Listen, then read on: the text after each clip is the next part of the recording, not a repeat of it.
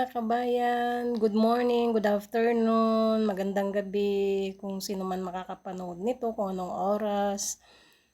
So ngayon, dahil day off ko naman, day off ko pero mukhang hindi day off na rin. Kasi guys, mga kabayan, alam nyo kasi sayang yung araw na itutulog mo lang. Siyempre, magpa-part-time. Pa-part-time ko na lang. Yung part-time ko naman, 8 hours din yun.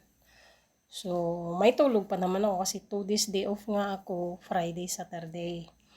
So, yung araw na yun, minsan, pina-part-time ko. Kung may tawag, pina-part-time ko.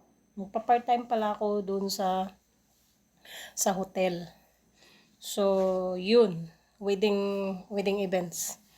So, ngayon, dahil day off natin sa trabaho as a cleaner, magpa-part-time na naman tayo doon sa hotel. So, maraming salamat pala. Sana nga mga kabayan, paki-subs naman dyan, oh. Paki-pindot naman ang notification bell dyan. Please lang, para madagdagan na yung tao ko. Kasi bago lang kasi ako dito sa YouTube. So, ayun lang mga kabayan. Salamat sa panunood.